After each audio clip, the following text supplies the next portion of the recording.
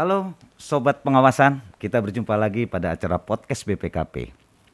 Pada siang hari ini kita akan mengadakan bincang santai dengan salah satu, saya bisa menganggap ini sebagai tokoh milenial, seseorang anak muda yang telah mempunyai prestasi terutama di bidang pendidikan.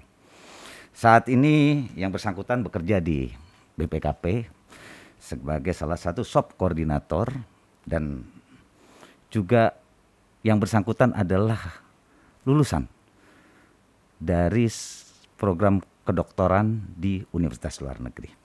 Selamat sore Mas Deka, apa Halo, kabar? Sehat Pak selalu Ari. ya? Sehat-sehat Pak, makasih. Ya.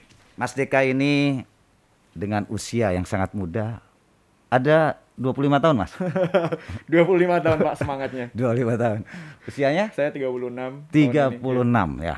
36 tahun dia sudah menyandang gelar doktor. Dan ini tentunya salah satu semangat bagi kaum milenial ya kaum perubahan, dan kalau kami ini malah kaum kolonial katanya. Baby boomers. Mas Deka bisa cerita nggak kira-kira bagaimana sih bisa, oh iya kita lupa bahwa kami sudah mengikuti prokes atau protokol kesehatan dan kita bisa ya buka ya mungkin. Sebelum kesini juga sudah swab antigen tadi Pak. Alhamdulillah. Sehat kan Mas? Sehat-sehat. Kalau nggak sehat ini kita bisa bubar ini masalahnya. Alhamdulillah sudah negatif tadi Pak. Ya. Oke.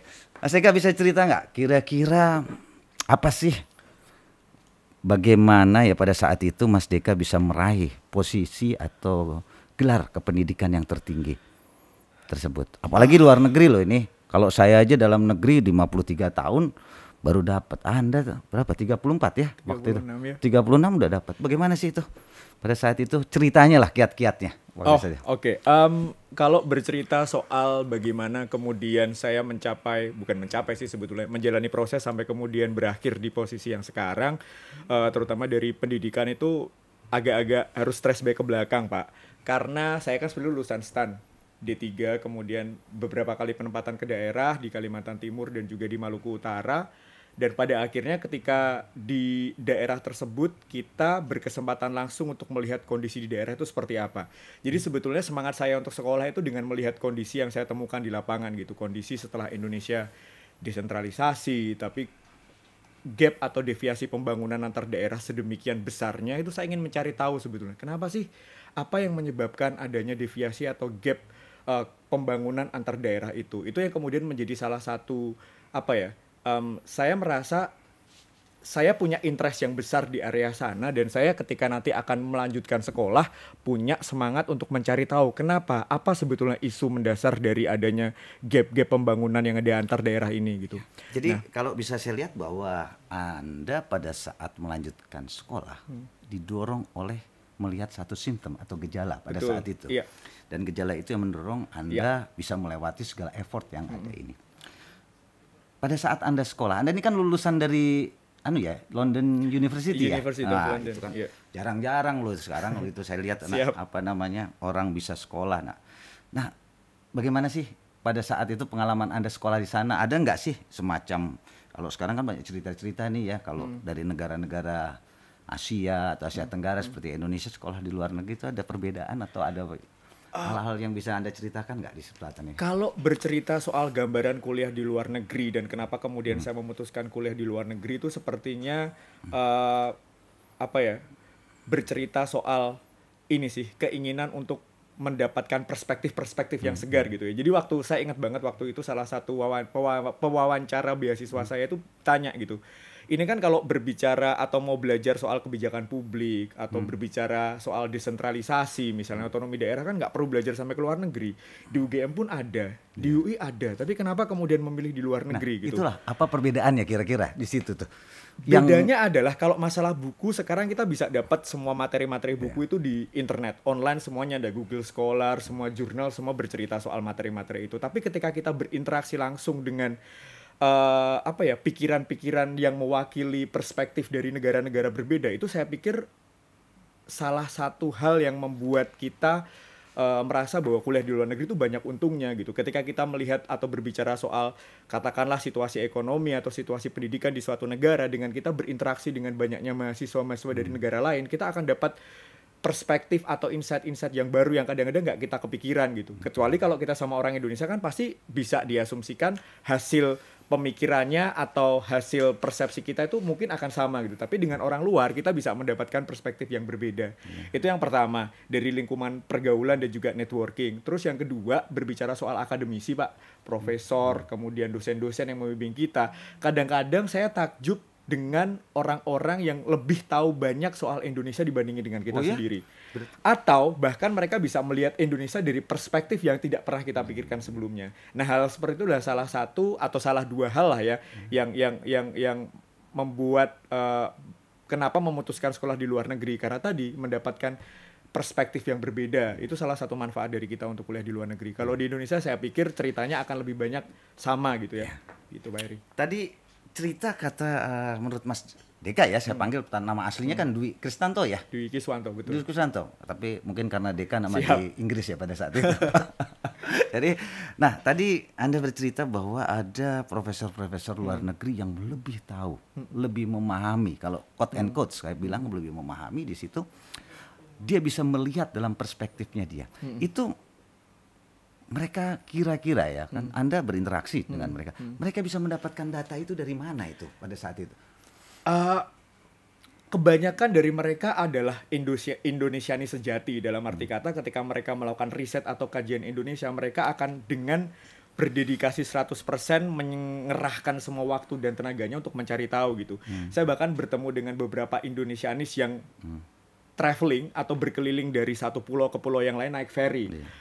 Atau kemudian salah satu profesor saya pada saat saya S3, dia untuk mencari tahu tentang diaspora Indonesia di luar negeri harus berinteraksi dengan preman-preman dan yang lain-lain untuk mendapatkan perspektif mereka terkait dengan diaspora ini dari kacamata preman-preman itu gitu. Jadi sebetulnya terkait dengan masalah kajian dan metodologi, profesor-profesor atau saya sebut Indonesianis ini mereka lebih banyak untuk istilahnya going all out gitu ya, 100% mencurahkan semua tenaga pikiran, jadi kita bisa mendapatkan data atau hasil-hasil penelitian yang mereka ingin dapatkan, tapi dengan betul-betul landasan data dan juga testimoni-testimoni yang betul-betul dari bawah sekali gitu Pak, dari grassroots. Itu yang saya pikir menjadi salah satu perspektif yang membuat mereka lebih mengetahui lebih banyak sisi Indonesia gitu daripada kita sebagai orang Indonesia sendiri.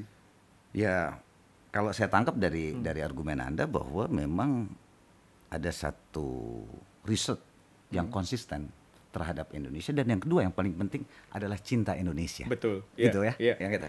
Oke, Mas Deka, kita mungkin beralih topik sedikit ini ya. Boleh. Anda kan PNS. Ya, pegawai negeri atau lebih ASN. disebut ASN ya dalam undang-undangnya. Ini kan Anda berkarya di pegawai di ruang lingkup yang lebih kecil daripada disiplin ilmu Anda. Kira-kira tentunya Anda punya privilege ya terhadap berkarir di sini ya di ASN ini. Apa sih jangkauan pemikiran Anda atau kita pakai bahasa sedikit inilah resolusi Anda lah untuk berada di ASN ini apa? Terutama di BPKP ini lah. Oke. Ya. Kebetulan saya adalah salah satu dari golongan ASN di BPKP yang berangkat memilih karir di BPKP karena dalam tanda kutip keterpaksaan. Karena kita sekolah di STAN, kemudian jalur karir kita sangat-sangat terbatas, yaitu harus menjadi ASN, mengabdi kepada negara gitu ya. Dan kita lebih banyak ditempatkan di beberapa instansi yang mempunyai peran atau fungsi atau tugas mengelola keuangan negara atau menguasai keuangan negara. Kemudian saya ditempatkan di BPKP gitu. Jadi secara pola atau pilihan karir saya nggak punya opsi banyak Pak, karena kita mendapatkan istilahnya dari awal tuh karena kita sudah memutuskan untuk masuk STAN, sepertinya jalur karir kita tuh sudah dipetakan dengan sangat jelas gitu ya. Kemudian seiring dengan berjalannya waktu, tadi saya cerita soal penempatan di daerah, kemudian melihat berbagai macam kondisi gitu. Jadi kita walaupun dari kuliah kita sudah dibangun mindsetnya bahwa kamu itu akan bertugas untuk mengawal keuangan negara misalnya, tapi dengan melihat kondisi-kondisi di lapangan itu malah menjadikan kita menjadi semakin ingin tahu dan semakin menjadikan pekerjaan ini akhirnya sebagai passion gitu, sebagai bekerja bukan hanya sebagai tempat untuk katakanlah mencari penghasilan, tapi mengaktualisasi diri. Dalam artian ini adalah setelah sekian tahun saya menggeluti dunia pengawasan gitu, ingin muncul di pikiran saya bahwa ketika saya ingin beraktualisasi, ini adalah tempat aktualisasi yang paling tepat buat saya gitu, karena kita dididik untuk ke arah sana. Dan kenapa BPKP? Saya yakin selama 37 tahun terakhir, pimpinan-pimpinan BPKP ini sudah berupaya sedemikian rupa untuk membangun reputasi, branding, maupun kredibilitas BPKP sebagai satu organisasi gitu ya. Kita saat ini sudah di posisi di mana stakeholder kita sudah semakin banyak, tingkat kepercayaan stakeholder kepada BPKP juga sudah semakin banyak, dan saya pikir ini adalah momen yang sangat penting buat kita untuk merasa dalam tanda kutip bangga dan memiliki BPKP sebagai satu institusi. Berkarir di BPKP adalah bukan menjadi sebuah dalam tanda kutip pada akhirnya tempat bekerja, tapi tempat beraktualisasi diri. Dan saya merasa bahwa dengan peran BPKP yang semakin strategis, kita mendapatkan semacam direktif atau juga arahan-arahan dari presiden maupun pimpinan kementerian, lembaga, dan kepala daerah untuk mengawal dan mengawasi pembangunan. Ini saya yakin menjadi satu posisi yang sangat-sangat penting gitu. Dan saya bangga menjadi bagian dari posisi strategis BPKP yang sekarang ini, Pak. Jadi kebanggaan Anda itu merupakan kebahagiaan Anda ya saat ini ya. Aktualisasi diri, Pak. Jadi kalau tadi Anda bilang masuk BPKP adalah keterpaksaan, tapi di ujung Anda mendapatkan kebahagiaan. Betul. Kalau boleh saya put. Betul, siap. Jadi, betul. Oke, Mas Dika, ini makin menarik kalau saya melihat. Menggali Anda ini sama dengan kalau kami secara material ingin lebih banyak apa yang ingin kami ketahui dan kami share kepada sobat pengawasan, terutama bagaimana sih Anda ini kan anak muda, ya, usia 36 tahun doktor. Saya ya walaupun kelihatan agak bodoh-bodoh dikit gini, 51 tahun baru saya doktor. Jadi ada selisih 15 tahun Anda dengan saya. Oke. Nah, bagaimana sih? Kan saya berpikir pasti Anda kehilangan saat-saat Anda sebagai kaum milenial. Anda kan usia seperti Anda ini dulu kan pasti kan senang nongkrong di kafe, senang nongkrong di tempat-tempat yang ya quote and quote itu bisa. Nah, cara Anda menghilangkan atau membuat diri Anda bahagia. Tadi kita udah sepakat ya. Bahagia itu dengan cara apa? Nggak mungkin Anda baca buku tiap hari terus Anda bahagia kan gitu. Jadi mendapatkan gelar doktor di usia muda itu bukan sebagai, kalau menurut saya bukan menjadi salah satu ukuran capaian keberhasilan kaum milenial gitu ya. Karena mungkin kita harus melihat dalam perspektif yang lebih besar gitu. Kalau saya bersekolah di luar negeri, teman-teman master saya itu kebanyakan anak-anak yang baru lulus S1 gitu. Jadi ketika kita memulai master katakanlah umur 27-28, rata-rata yang memulai master satu kelas dengan saya itu umurnya 22, 23 gitu. Begitupun pada saat saya memulai PhD, ketika kita katakanlah memulai PhD dengan usia yang relatif lebih muda, waktu itu saya 30 tahun, teman-teman saya itu banyak yang memulai PhD di umur 24, 25, 26. Jadi kriteria mencapai atau menyelesaikan gelar PhD di usia muda 36 tahun saya pikir menjadi relatif gitu, karena di luar sana banyak yang lebih muda dari saya pada saat Indonesia menyelesaikan sebenarnya sudah cukup muda pendidikan. Itu kalau di Indonesia. Iya. Jadi tadi makanya saya melihatnya itu bukan sebagai salah satu ukuran capaian atau ukuran keberhasilan gitu ya, Pak. Terus apakah saya merasa ada waktu yang kemudian diambil gitu seolah-olah karena saya menikmati proses belajar yang panjang gitu, karena dari S2 kemudian S3? Saya pikir enggak ya, karena menurut saya belajar itu bisa menjadi, dan maksudnya belajar dan juga mengambil gelar PhD itu bisa menjadi salah satu tempat yang menyenangkan kita buat kita istilahnya menggali berbagai macam hal-hal yang baru, atau kemudian bertukar pikiran dengan orang-orang yang baru, atau kemudian menemukan pengalaman-pengalaman baru. Itu bagian dari proses menikmati hidup gitu. Ketika sebagian besar katakanlah memutuskan untuk nanti dulu deh, tunggu sampai usia tertentu untuk belajar, saya merasa bahwa ketika semangat itu masih ada waktu kita masih muda, ya dijaga semangat itu. Belum tentu 2 tahun 3 tahun lagi setelah saya memutuskan break dulu deh, belum tentu semangatnya muncul lagi gitu. Jadi waktu itu selain masalah menjaga momentum, dalam artian mumpung saya masih punya semangat nih, mumpung masih ada kesempatannya, mumpung masih ada beasiswa yang bisa dipakai dan yang lain-lain, kenapa tidak? Dan pada akhirnya saya tidak pernah dalam tanda kutip menyesali keputusan untuk belajar gitu ya terus menerus, karena menurut saya ya tadi saya menikmati proses, dan pilihan saya apapun yang saya lakukan kemarin itu adalah salah satu proses yang menurut saya bagian dari ajang untuk mencari kebahagiaan dan juga aktualisasi diri, Pak. Jadi penguasaan diri Anda, kalau saya menilai bahwa sudah sangat luar biasa karena bisa mengatur itu semua sebagai bagian daripada tujuan. Tadi Anda mengatakan break, ada bagusnya kita break, kita minum dulu. Minum dulu, siap. Oke, kita lanjut Mas Eka. Siap. Kayaknya ini semakin sore sepertinya saya sebenarnya semakin semangat. Makin banyak ilmu yang saya dapat dari Anda, walaupun saya sebetulnya lebih tua daripada Anda. Karena ilmu itu konon menurut ahli adalah hamparan luas lautan. Iya. Yang kita di dalamnya berenang dan terus berenang, dan ilmu itu tidak akan pernah habis. Nah, berbicara mengenai keilmuan, boleh tahu yang Anda ambil di London itu dulu apa di London?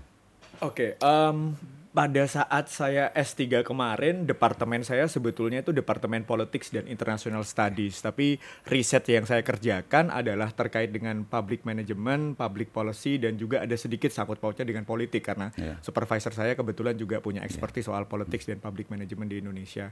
Tapi sebetulnya apa yang saya kerjakan waktu S3 itu merupakan kelanjutan atau istilahnya meneruskan kajian yang saya lakukan waktu kemarin saya S2 sebelumnya di University of York di Inggris juga.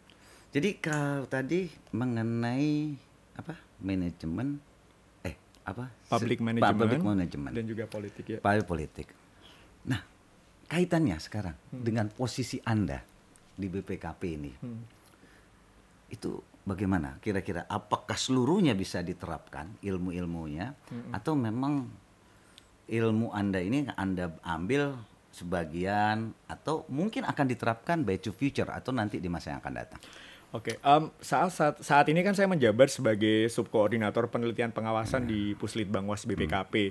Jadi saya sangat senang gitu karena menemukan playground baru buat kajian, kemudian penelitian. Kalau kemarin ibaratnya saya sekolah belajar tentang bagaimana meneliti yang baik sampai dengan PhD, sekarang sudah saatnya saya kembali ke BPKP, mengaplikasikan ilmu saya dan kemudian menerapkan apa yang saya pelajari waktu kemarin saya kuliah S3 gitu ya. Dan terkait dengan apakah kemudian beberapa hal yang saya pelajari terkait dengan studi saya bisa diaplikasikan, saya pikir sangat-sangat relevan. Karena kalau kita ngomongin masalah public policy dan public management ataupun politik, ini spektrumnya sangat-sangat luas gitu. Jadi kalau kita ngomongin ekonomi, kita ngomongin kesehatan, kita ngomongin masalah pengawasan intern, semuanya pasti bisa dikaitkan dengan namanya public policy atau juga politik gitu. Dan itu yang saya coba kemudian untuk sisip-sisipkan dalam berbagai macam kajian yang saya terapkan di Puslitbang, tentu dalam kacamata bukan dalam perspektif politik praktis dalam arti kita pengen terjun ke politik ya, tapi bagaimana kemudian kita melihat apapun kebijakannya, apapun desain program yang kita sedang kaji atau sedang kita awasi itu dalam bentuk politik yang istilahnya lebih umum gitu. Kita ngomongin masalah institusi, kita mau ngomongin masalah relasi kekuasaan, kita ngomongin masalah peraturan perundang-undangan dan yang lain-lain. Saya pikir sangat-sangat relevan, Pak. Tadi sudah cerita ya bahwa Anda juga sebenarnya sangat senang, sangat bahagia dan sangat bersyukur ditempatkan di Puslitbang. Anda bisa menerapkan secara empiris keilmuan Anda, terus Anda juga bisa bisa berinovasi dan berkreasi kalau menurut saya. Nah, tapi kan Anda punya atasan nih, punya pimpinan. Ada nggak kendala-kendala itu? Karena biasanya kan begini, Mas. Anda kaum milenial. Iya. Sering dikatakan kaum milenial itu ada sisi kebebasan. Iya. Ada kami ini baby boomers ya. Saya mengatakan kami ini kaum baby boomers. Ini kaum yang lebih cenderung kepada pemikiran kepastian. Oke. Nah, jadi ada nggak sebenarnya itu hambatan dalam komunikasi atau lainnya lah, gitu? Interaksi dengan pimpinan-pimpinan terutama atau senior-senior lah di unit kerja kita yang memiliki usia jauh lebih matang dan jauh lebih berpengalaman, berarti terkait dengan bagaimana kemudian kita melakukan kompromi atau bargaining sebetulnya. Jadi dalam beberapa hal tentu saja kita harus dalam tanda kutip berkompromi atau menawar untuk mari kita keluar jadi zona nyaman ini. Kalau menurut peraturan seperti dikatakan harusnya seperti A gitu katakanlah. Tapi sekarang kalau kita ngomongin masalah kondisi yang ideal, belum tentu A yang dibuat di tahun 2016 misalnya relevan dengan tahun 2021 gitu. Dengan banyaknya kompromi atau bargaining dan juga istilahnya diskusi-diskusi tentu saja dalam konteks profesional dan juga akademis, saya pikir pimpinan-pimpinan di BPKP sudah mencoba untuk memberikan ruang kepada kami untuk berinovasi dan berkreasi. Termasuk kemudian pimpinan-pimpinan di BPKP memberikan semacam space buat kita untuk ayo keluar dari zona nyaman, cari pemikiran-pemikiran baru yang segar, yang kami kaum-kaum katakanlah senior mungkin nggak akan kepikiran gitu. Dan dengan diberikannya kepercayaan itu kepada kami kaum milenial, saya pikir itu menjadi salah satu kesempatan yang sangat berharga gitu ya. Kita bisa istilahnya mendobrak berbagai macam pakem yang dianggap konvensional. Kemudian kita juga tahu bahwa untuk sekarang ngomongin laporan hasil pengawasan itu harus didesain sedemikian rupa supaya menarik pembaca dan yang lain-lain. Bagaimana kita mensintesiskan laporan hasil pengawasan itu eranya sudah agak sedikit bergeser, dan saya pikir dengan diberikan kesempatan kepada kami untuk menuangkan pikiran kemudian inovasi-inovasi, saya pikir sedikit demi sedikit akan membawa hasil pengawasan BPKP atau membawa organisasi BPKP bahkan menjadi ke arah yang istilahnya semakin banyak engagement dengan tidak hanya oleh pemangku kepentingan tapi juga dengan publik yang saat ini didominasi oleh kaum milenial, Pak. Ya, artinya bahwa memang apa ya, kuncinya ada, kata kuncinya adalah kolaborasi Betul. Di situ kan antara kaum milenial dan kaum pada positioning yang mereka sama-sama dalam posisi sehingga menghasilkan sesuatu hal yang optimal ya. Asal dengan catatan nih, kita kan segala sesuatu apapun yang kita kerjakan harus dikontekstualisasi dalam 3 hal ya. Yang penting tidak melanggar peraturan, kemudian secara akademis kita punya justifikasi literatur yang jelas, dan kita juga punya acuan best practice yang ada di luaran sana gitu, Pak. Ya itulah, itu kadang-kadang memang salah satu daripada pemikiran by the future, pemikiran kita lah ya, semua yang bekerja, bahwa ada konteks kepastian hukum yang tadi disampaikan, peraturan, ada konteks kemanfaatan, dan kadang-kadang ini kan tidak apa ya, tidak beriringan. Kita ambil contoh begini, Pak Oga yang berada di pinggir jalan itu, ya Mas ya, itu kalau tidak ada mungkin petugas yang mengatur, dia mengatur, itu kan menimbulkan kemanfaatan. Tapi secara peraturan kan tidak boleh. Nah sekarang apa pendapat ahli dari Inggris ini? Diskresi itu ya. Itu masalah diskresi dan subjektivitas gitu. Kalau kita ngomongin masalah implementasi regulasi atau peraturan dalam kerangka institusi publik gitu ya. Kadang-kadang itu kita harus percaya pada proses atau institusi informal. Tidak harus semuanya berdasarkan pada proses formal gitu ya. Kalau dalam bahasa teori ada 2 pendekatan yang sangat-sangat penting terkait dengan ini. Yang pertama adalah pendekatan teori yang disebut sebagai Weberian State Administration, yang dibilang bahwa namanya organisasi yang baik itu organisasi yang A, B, C, D, E sampai dengan Z-nya itu harus sesuai dengan klausul yang ada di peraturan perundang-undangan. Ada juga sekarang teori yang lebih berkembang setelah Weberian State Administration mengatakan, nggak masalah yang namanya ada informal sedikit, asal diskresi tersebut bisa dipertanggungjawabkan, dan yang penting tidak melanggar aspek peraturan perundang-undangan, dan yang paling penting tadi garis bawahnya adalah aspek kebermanfaatannya. Gitu.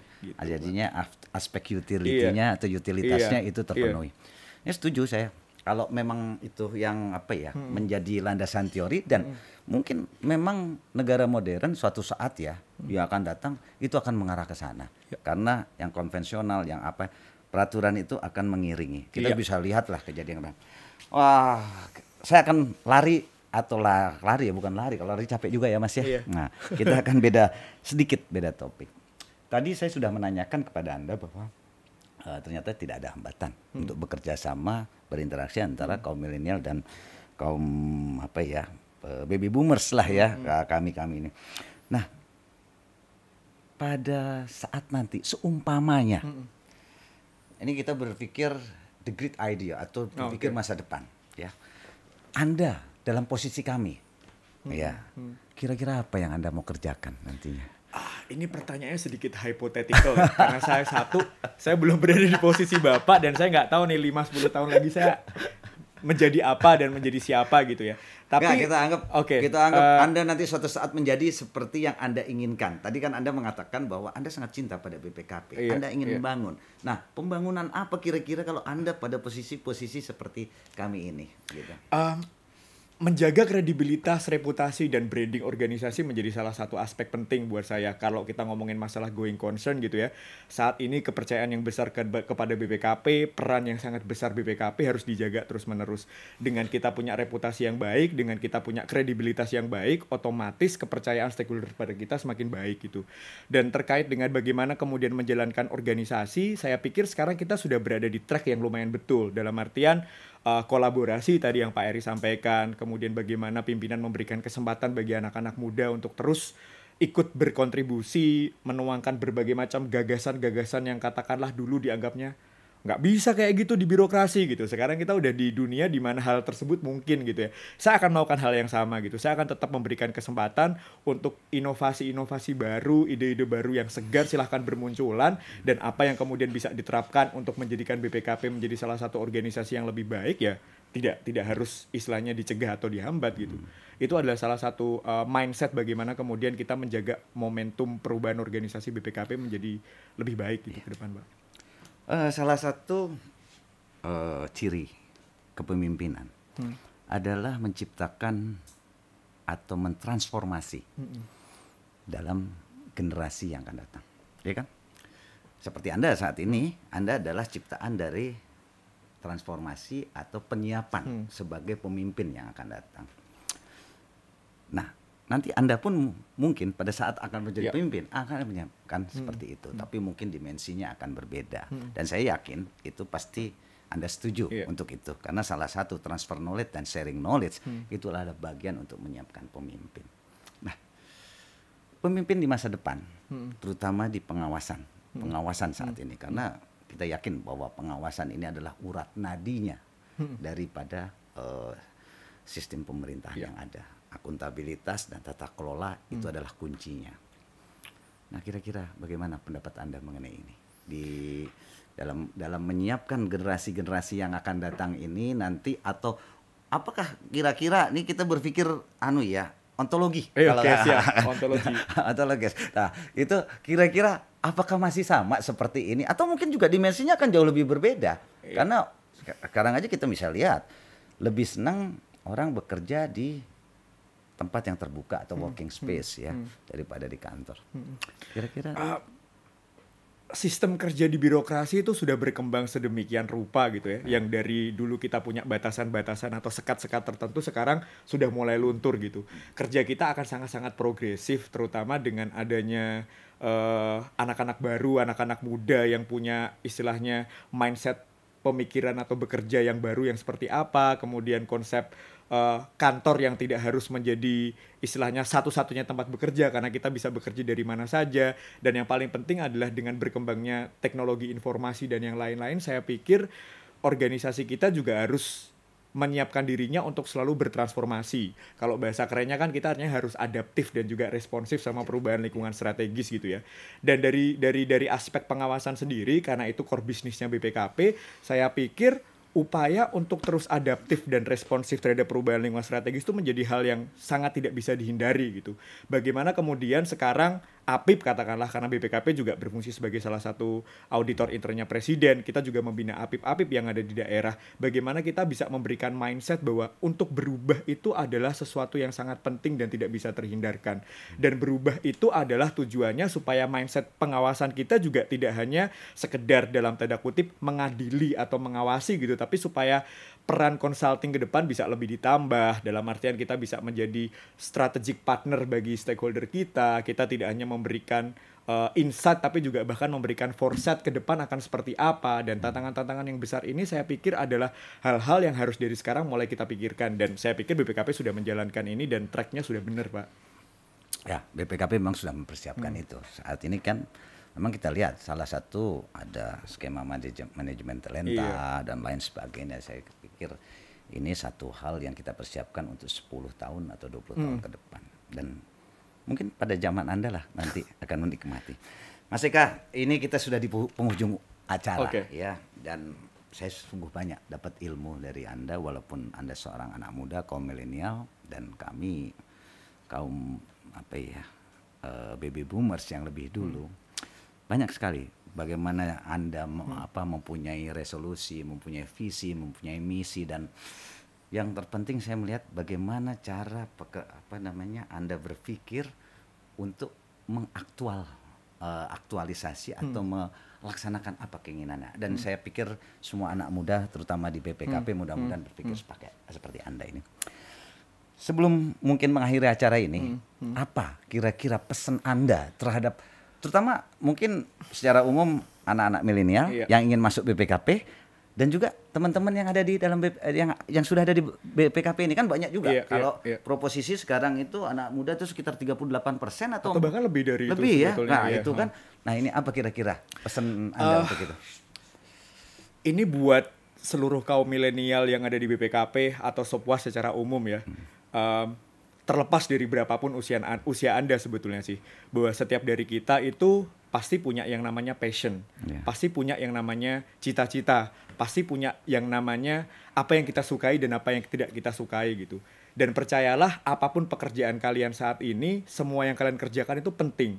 Jadi jangan menganggap kalau ada satu posisi dibandingin dengan posisi yang lain itu saya nggak strategis nih, jadi saya biasa-biasa aja. Tidak gitu, karena semua pekerjaan itu penting gitu. Dari berangkat dari tadi passion, bagaimana kita melihat peran kita di pekerjaan sekarang, saat ini mungkin tergolong kecil gitu. Tapi ketika ada kesempatan untuk mengembangkan diri, kembangkanlah diri Anda sampai dengan potensi yang sangat maksimal yang Anda bisa capai gitu. Katakanlah kalau misalkan kita ngomongin peta kompetensi kita tahulah apa yang bisa kita kerjakan dengan luar biasa, apa yang bisa kita kerjakan dengan biasa saja, atau ada bahkan yang tidak bisa kita kerjakan sama sekali.